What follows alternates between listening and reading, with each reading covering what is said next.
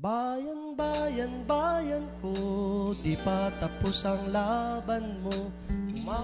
Para sa mga katawhan na mga nakigbisog jud na mga katawhan kay tungod na sa sitwasyon sa mga tao karon na ang ekonomiya kay kanang wala trabaho, ang wala gitagaan og pagtagad ang mga katawhan sa gobyerno para sa nahitabo tong kay Erap sa una nga gipahawa siya dili man to tungod kay si Gloria tungod kay Gloria kundi ang mga katawhan gyud nga nagkahiusan na pahawaon siya og katud ako kaito siya na nahimo sa pagbisog sa mga katawhan. Kailangan na nato nga mahibaw-an ang kasaysayan sa Pilipinas. Mao man ni ang istorya bahin sa panghitabo sa Pilipinas. Kung anong naatay mga inunani na problema nga mga nasagubang karon, problema sa kalisod, sa mga katikos, sa mga pagpangawkaw sa tuwang bandi, o grabe ang pagpanakot nga ibuhat sa mga nagharing mutong sa pagsakop nila sa lungsod sa nasod Pilipinas. Ug siyempre ang kasaysayan sa Pilipinas nagahisgot po siya sa kasaysayan sa pakilisod.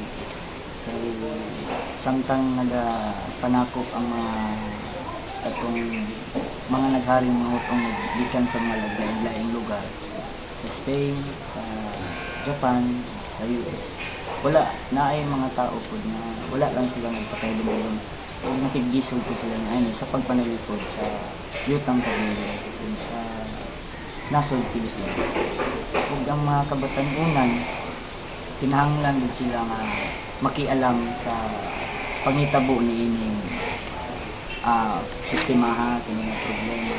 Kinahanglan sila makialam nga mosalmot sa pakigbisog kay sila man tong adunay panglagsit na mga pangunahuna, mga sakto ug mga panglawas o sakto ug mga kaalam, sakto ug kusog.